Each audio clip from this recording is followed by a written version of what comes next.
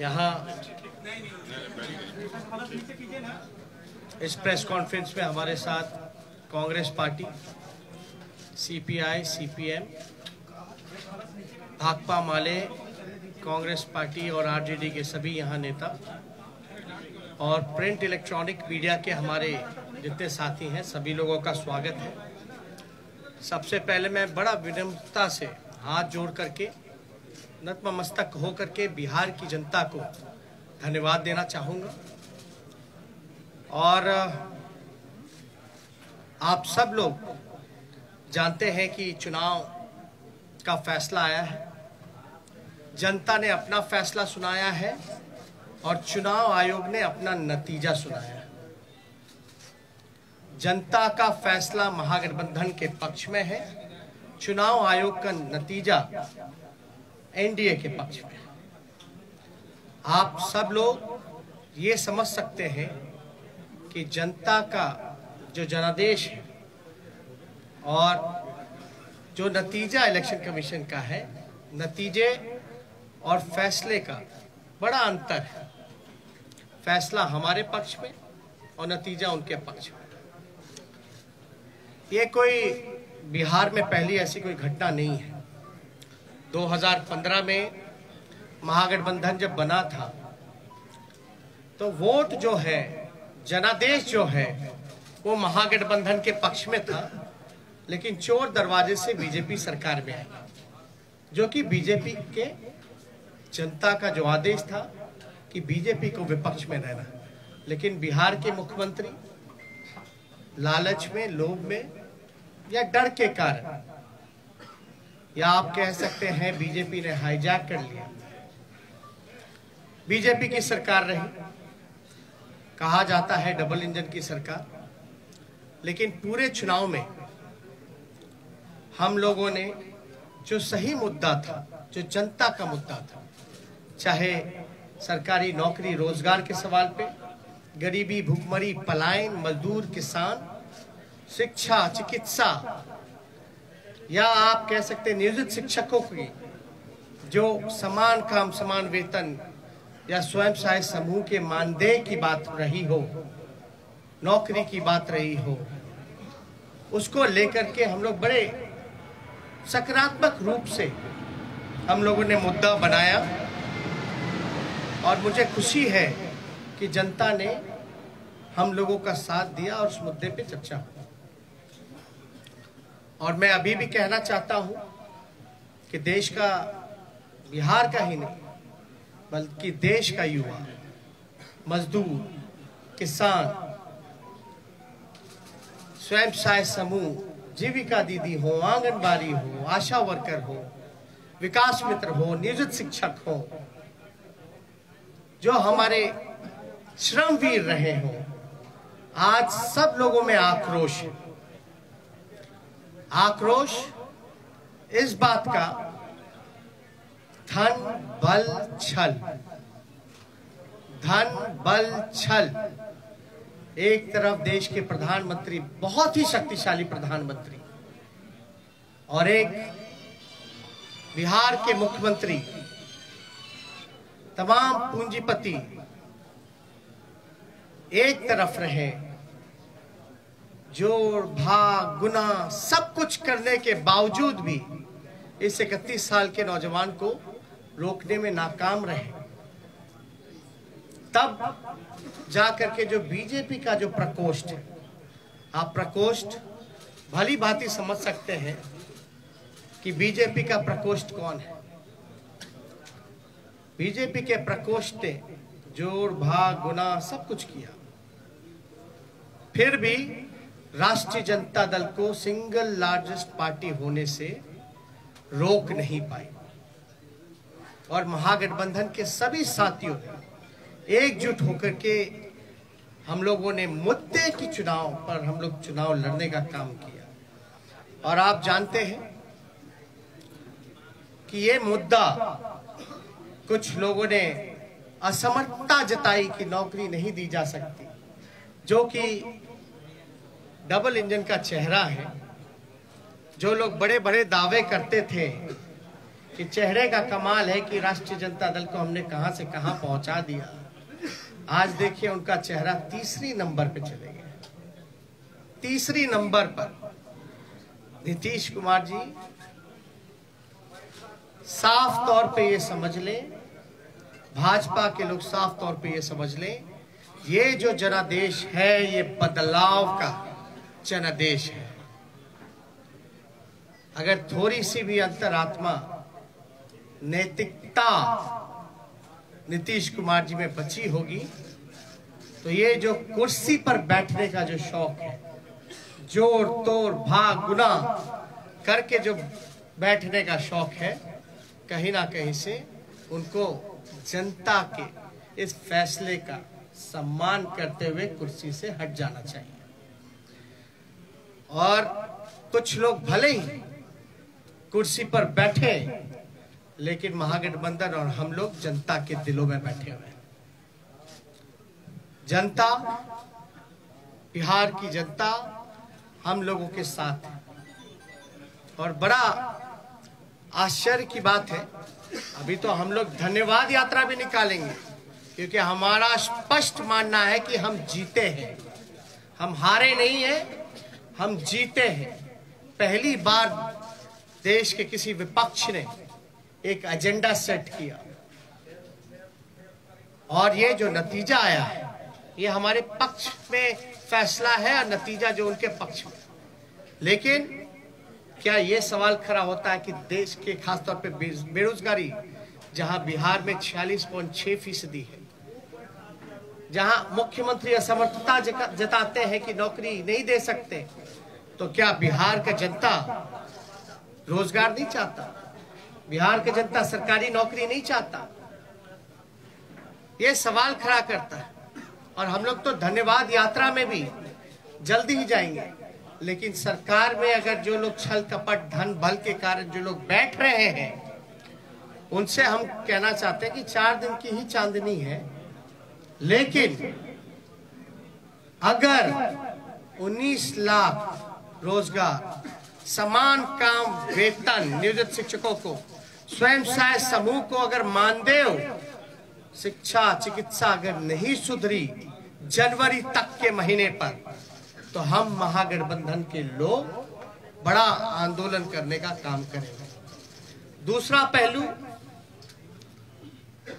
कुछ लोग बड़ा कहेंगे कि हार गए तो लोग रो रहे। नहीं, हम लोग रोने वाले लोग नहीं हैं, हम लोग संघर्ष करने वाले लोग, जनता के बीच रहने वाले लोग, सबको साथ लेकर के चलते हैं। जहां भी रहेंगे जनता की आवाज को बुलंदी से उठाते रहेंगे। लेकिन आप सब लोग देखिएगा कि आखिर कहां जोर तोड़ भाग गुना हुआ। तो कुछ सवाल है, हम आपको counting of postal ballot papers की प्रक्रिया बता दें। काउंटिंग पोस्टल बैलेट में एक दिन पहले ही राष्ट्रीय जनता दल के पेज से एक वीडियो जो है एक जारी किया गया था, ठीक चुनाव से पहले। उस वीडियो में साफ तौर पे दिखाया था कि रात के अंधेरे में आरा में रात के अंधेरे में एक गाड़ी निकली, उस गाड़ी में पोस्टल बैलेट के बक्से निकले। चुनाव आयोग बताए कि रात में कोई भी ट्रांसपोर्टेशन, चुनाव के वोट बक्से कोई इधर से उधर ले जाया जा सकता है, नहीं ले जाया। और अगर आप इन्हीं के लॉस की बात करें इलेक्शन कमीशन का कि क्या प्रोसीजर होना चाहिए, counting of postal ballets paper 15.15.4 इनका पॉइंट है, उन्हीं का इलेक्शन कमीशन का। As per the requirement of Rule 54A of CE Rules 1961, the postal ballot shall be taken up for counting first at the returning officer's table. मतलब postal ballot की गिनती जो है उसकी प्रक्रिया पहले होनी चाहिए। साफ तौर पे इसमें लिखा है। और under the law rule 54A of the conduct of the election rules 1961, the postal ballot papers are to be counted first. It is clarified further that it is not necessary to wait for the counting of postal ballots to be completed before counting of votes recorded in EVM starts. मतलब आपको जरूरी नहीं आप इंतजार कर सकें, आपको प्रक्रिया जो है समांतरण शुरू कर देनी चाहिए। वोटों की, पोस्टल बैलेट की वोटों की गिनती पहले ही शुरू कर देनी चाहिए। ये मेरा नहीं है, ये तो चुनाव आयोग का है। After a gap of 30 minutes from the commencement of counting of postal ballot papers, the counting votes of EVM can start.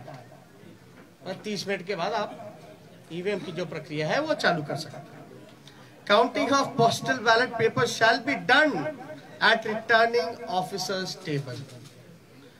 All postal ballot papers received by returning officer should be brought before him/her. Only such postal ballot papers are received before the hour fixed for commencement of the counting shall be counted. तो इसमें साफ तौर पे ये जिक्र किया गया है कि प्रक्रिया जो है पोस्टल बैलेट की पहले होनी चाहिए। और जरूरी नहीं है कि आप जो है पहले ईवीएम के ही करिए, आप पोस्टल बैलेट पहले काउंट कीजिए, उसके 30 मिनट बाद आप ईवीएम की गिनती चालू कर सकते हैं। एक और है 15 पॉइंट, पेज नंबर 260 में जाके देखिएगा। In case the victory margin is less than total numbers of postal ballot received, then there should be a mandatory re-verification of all postal ballots in the presence of observer and the RO. All the postal ballots rejected as invalid, as well postal votes counted in favor of each and every candidate shall once again be verified and tallied.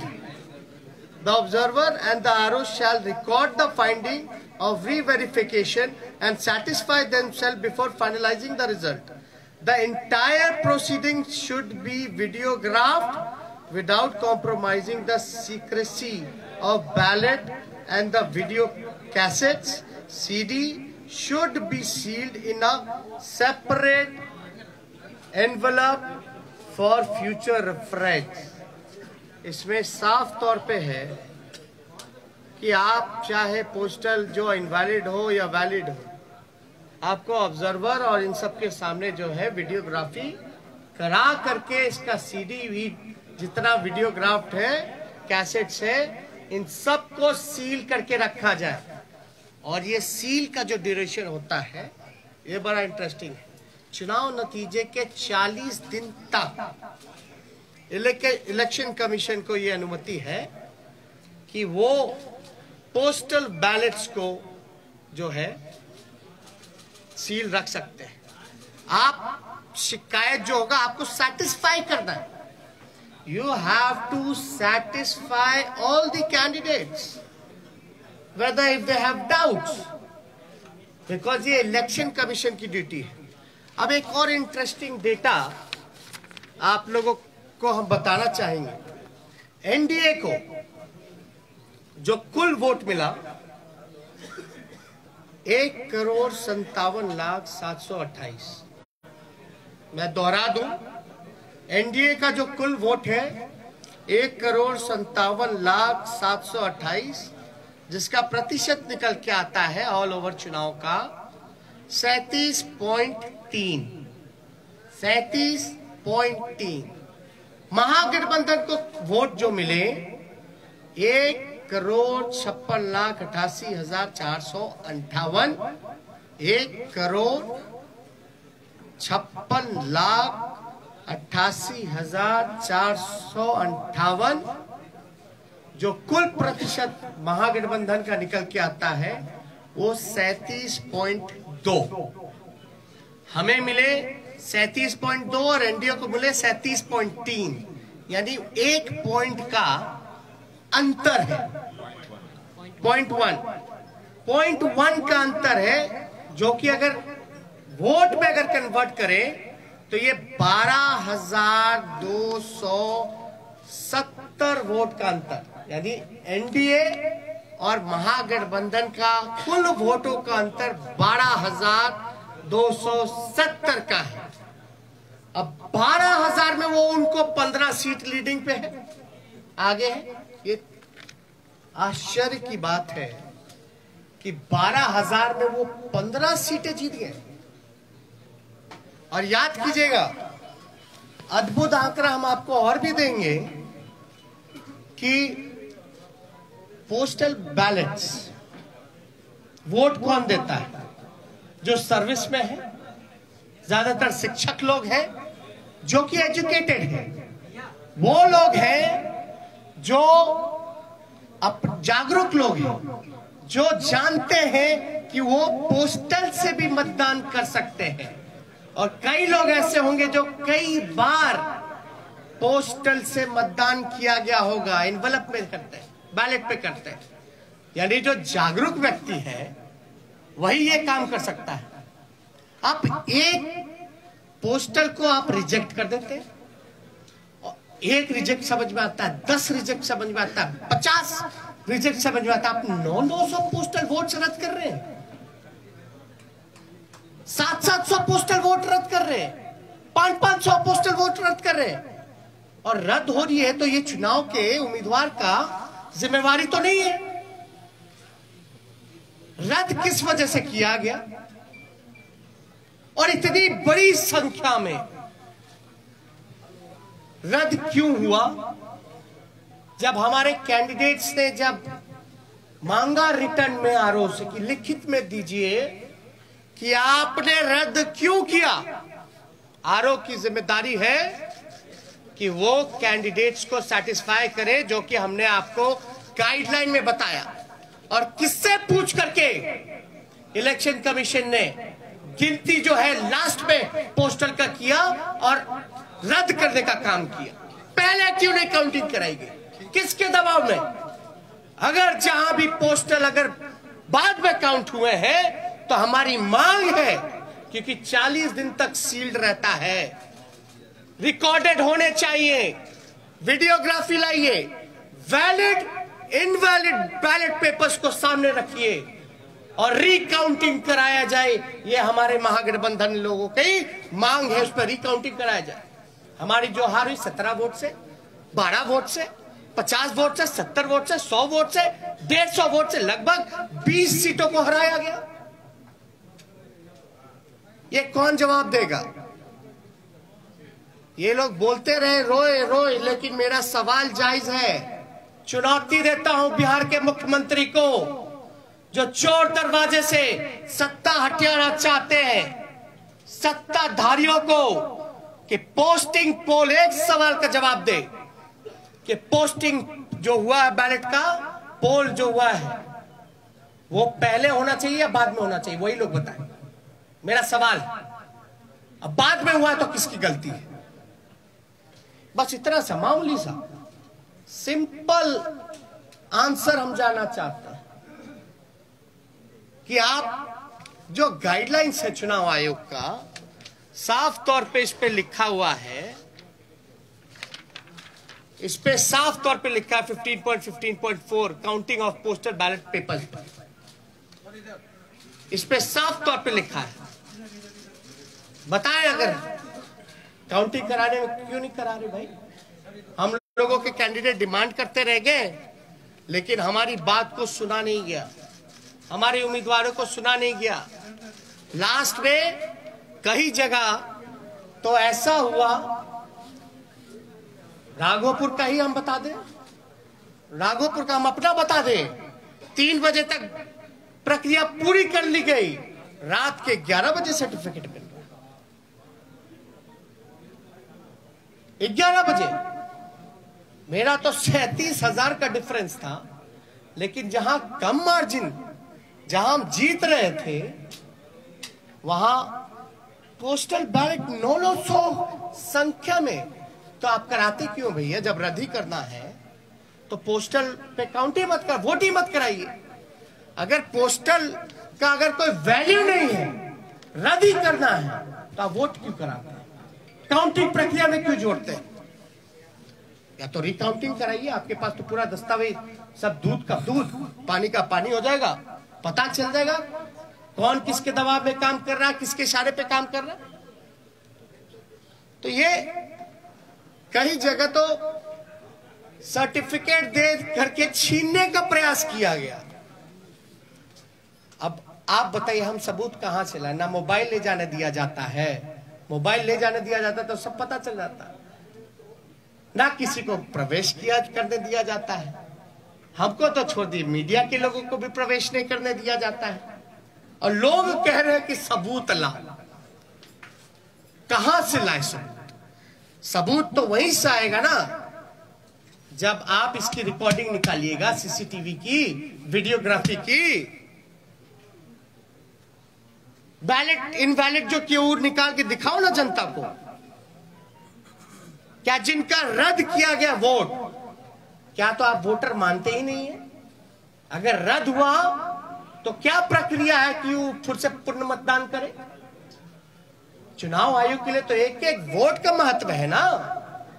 लोकतंत्र में आप 900 vote postal ballot का रद्द कर दीजिएगा एक constituency में, और वो भी एजुकेटेड जागरूक वोटर्स का, जो सर्विस में है, उनके वोट के मान नहीं होगा, तो भाई सवाल तो बनता है। क्योंकि ये लोकतंत्र बचाने की लड़ाई है, और लोकतंत्र कैसे बचे? और एक वोट से हार भी होती है, जीत भी होती है। लेकिन आप देख रहे होंगे ना, चेहरे का चमक कहां चला गया? तीसरे नंबर पर। अब तक सामने नहीं आए, फिर क्वारंटाइन हो गया, फिर क्वारंटाइन हो गया। अरे भैया, अंतरात्मा जगाइए। नैतिकता, सिद्धांत, नीति, विचार सब धूमिल आपने कर लिया। अब आपने तो खुद कहा संन्यास लेने की बात। संन्यास लेने का काम कर रहे हैं तो कम से कम आखिरी के क्षण दिनों में काली अपने मुंह पे मत पुतवा करके जाइए। काली अपने मुंह पर या जनता का हाय लेकर के अपने राजनीतिक सफर का अंत मत कीजिए नीतीश जी। अंतरात्मा जगाइए। इसलिए हम सब लोगों को लगा कि ये प्रेस कॉन्फ्रेंस करना, और मैं पुनः बिहार को धन्यवाद दूंगा, धन्यवाद यात्रा करूंगा। भले ही छल कपट से कुर्सी पे ना बैठ पाए, लेकिन जो लोगों ने अपने दिलों में बैठाया है, इसके लिए हम जरूर जनता को धन्यवाद देंगे। और हमारा मानना है महागठबंधन की जीत हुई है, डबल इंजन की हार हुई है, जनता हमारे साथ है। और कुछ प्रकोष्ठ के लोग जो नतीजा, फैसला नहीं, जिन्होंने नतीजा सुनाया, वो भी तो किसी के दबाव में काम कर।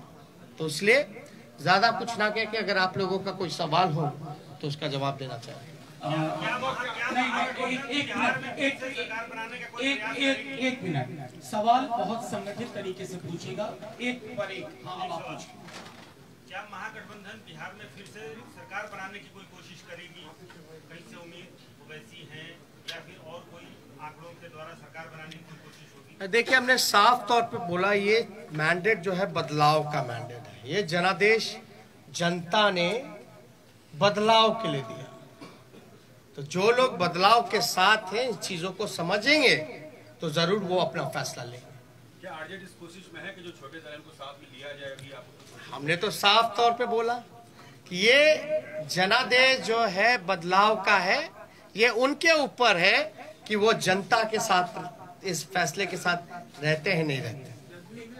इधर से एक सवाल। तेजस्वी जी, कांग्रेस को 70 सीटें आरजेडी ने दी, महागठबंधन में 70 सीटें मिली, 19 सीटें वो केवल जीते। उनके ही नेता कह रहे हैं कि हमारी वजह से तेजस्वी की सरकार नहीं बन पाई। आपका क्या रिएक्शन है इस पर? क्या आपको मलाल है कि आपने कांग्रेस को 70 सीटें दे दी? पहली बात, महागठबंधन हम लोग मजबूती के साथ चुनाव लड़े, हम लोग एक दूसरे के साथ मजबूती के साथ खड़े हैं। कौन क्या कहता है ये विश्लेषण का समय नहीं है। अभी जो बात है, ये समय है कि हमको जो हराने का प्रयास किया जा रहा है, जो हमने सिंपल सा सवाल पूछा है कि जो रद्द हुए हैं क्यों हुए हैं, प्रक्रिया उसकी शुरुआत की थी, अंत में आपने ये क्यों किया, आपने रिटर्न में लिख करके क्यों नहीं दिया। मेरा अभी भी मानना है कि लगभग ऐसे 20 सीटें जो हैं हम लोगों को हराया गया है। एक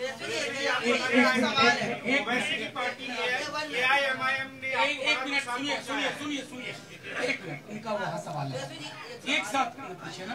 सवाल ये है कि 119 के आंकड़ों तक आपने छुआ, फिर 108 हो जाता है, फिर 110 पे उसको कर दिया जाता है। हम चुनाव आयोग 5 घंटे इतने में उलझा के रखता है, इसको लेकर क्या कहना है? और कहीं ना कहीं ओवैसी ने आपको जो है एक तरह से देखा जाए तो नुकसान पहुंचाया। नहीं, देखिए किसी के पास एक तो अपने ही गाइडलाइंस का, जब हमने आरा का एक एग्जांपल दिया कि रात में आप बक्सा लेके जा रहे हो आ रहे हो, वो क्या उचित है? क्या वो गाइडलाइंस को वो चीजें फॉलो करती है? वो तो एविडेंस हुआ ना, वो तो एविडेंस है। वीडियो में आपका आईडी कार्ड भी दिख जाएगा, बैलेट पे बक्से जो रखे हुए हैं स्टील के, उसमें नंबर भी दिया जाएगा, गाड़ी का नंबर भी मिल जाएगा। तो उसमें हम तो स्पष्ट रूप से मान रहे हैं कि हमको तो कम से कम 130 सीटें महागठबंधन को मिली है। 130 सीटें मिनिमम महागठबंधन को मिली है।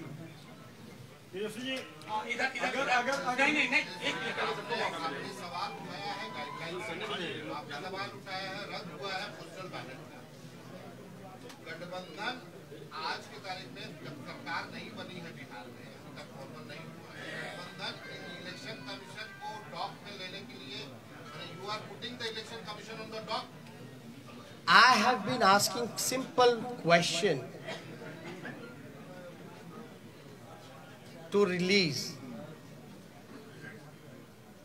to satisfy the candidates whatever their queries has. That's it. If they will not satisfy the candidates, then we might go to the court. Sir, आपको लगता है कि ओवैसी पार्टी एआईएमआईएम ने आपको बड़ा नुकसान पहुंचाया है, खासकर अगर सीमांचल की बात करें? और क्या महिला मतदाताओं का रुझान इस बार भी आपके पक्ष में नहीं आया है क्या? ये बहुत ही अच्छा सवाल। हम तो कह रहे हैं हम 130 सीट जीते हुए हैं, हम तो बहुमत में आ गए, हम तो बोल रहे हैं कहां नुकसान पहुंचाया। दूसरी बात, साइलेंट वोटर्स, ये साइलेंट वोटर्स है कि इनविजिबल वोटर्स है? और साइलेंट वोटर क्या बोल रहा है? आप लोगों को कौन बोल दिया कि साइलेंट वोटर ने एनडीए को वोट दिया? हम तो जानना चाहते हैं। तब तो साइलेंट वोटर रहा ही नहीं ना। जब प्रधानमंत्री जी साइलेंट वोटर का जिक्र कर रहे हैं, उनके पर तो लोग बड़ा वोकल होते थे, अब साइलेंट हो गए। और साइलेंट हो गए तो प्रधानमंत्री जी को कान में जाके बोल दिया गया। जब बोल ही दिया तो साइलेंट कहां रह गए? ये साइलेंट वोटर थे ही नहीं, ये साइलेंट वही है जो इनविजिबल वोटर है, जो कि बीजेपी के प्रकोष्ठ है।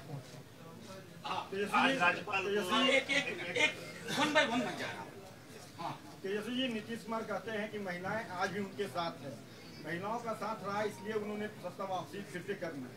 दूसरी बात, आप कह रहे हैं कि हमारे साथ अन्याय हुआ है, तो क्या न्याय पाने के लिए कोर्ट का दरवाजा खटखटाएंगे, सुप्रीम कोर्ट, हाईकोर्ट जाएंगे आप लोग? देखिए, कौन किसके साथ है, कहां किसके साथ है, लेकिन हमारे आंकड़े के हिसाब से जो कैंडिडेट वहां रहे, हम तो 130 पे हैं। हम तो ये कह रहे बिहार की जनता हमारे साथ है। आप क्यों जोड़ गुना भाग करा करके आप सरकार हथियाना चाहते हो? पहली बात, महिलाओं की जहां तक बात आएगी, तो जब सरकारी नौकरी मिलता है तो उसमें महिलाएं नहीं है? आप देखिएगा, महंगाई इतनी बढ़ गई तो क्या महिलाओं के किचन को इफेक्ट नहीं किया? सिलेंडर का दाम क्या है? घर का बिजली बिहार में सबसे महंगा है, क्या वो महिलाओं को असर नहीं करता है?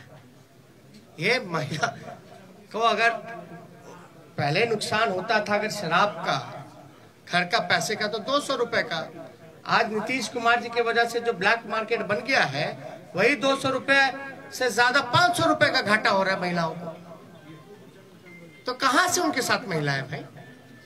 ये सब केवल एक स्क्रिप्टेड प्रोपेगेंडा चलाया गया है, और जो कि इस इलेक्शन में ये जितने स्क्रिप्टेड प्रोपेगेंडा चलाने की कोशिश की गई, अरे आपने तो देखा इस चुनाव में इतने शक्तिशाली पीएम हो, मुख्यमंत्री हो, अब शब्द भी मेरे को कहा, मेरे परिवार को कहा, फिर भी हम आशीर्वचन के तौर पे हमने चुनाव लड़ा।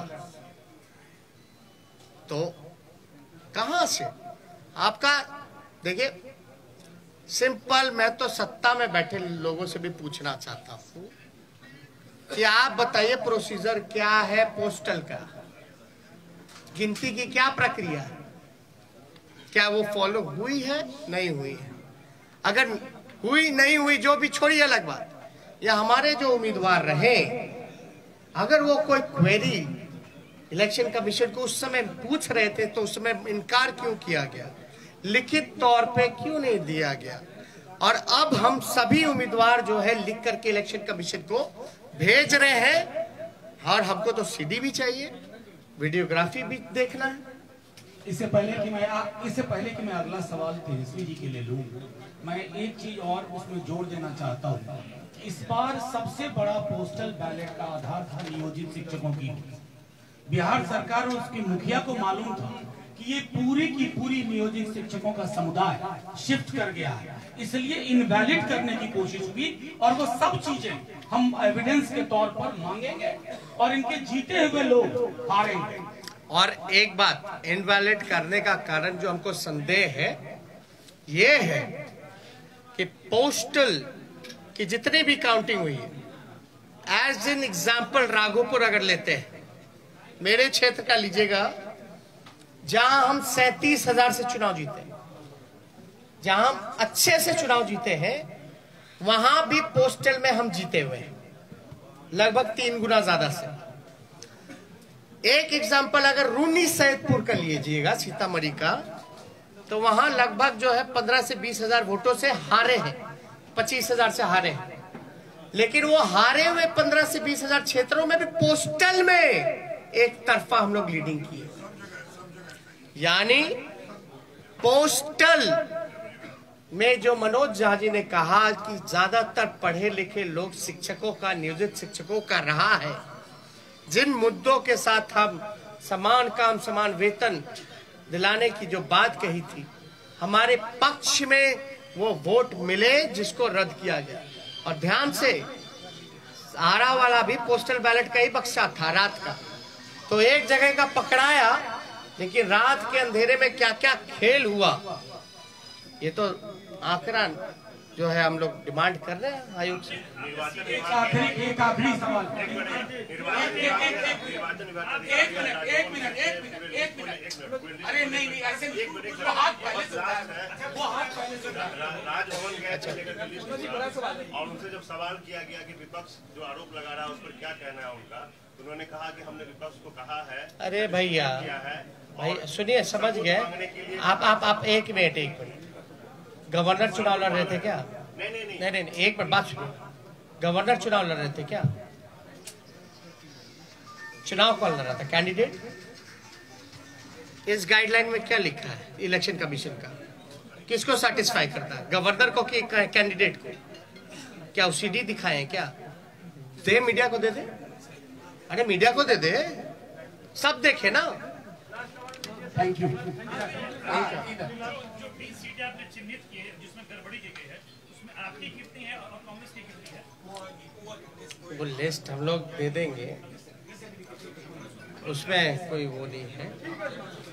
और अब मैं इस प्रेस कॉन्फ्रेंस की समाप्ति की घोषणा करता हूँ। शुक्रिया। क्या महागठबंधन वीआईपी और हम पार्टी के संपर्क में है? लेट से आया। हमने पहले ही इसका जवाब दे दिया है कि ये जनादेश बदलाव का है और फैसला उनको लेना है कि जनता के फैसले के साथ है कि नहीं। शुक्रिया तमाम साथियों।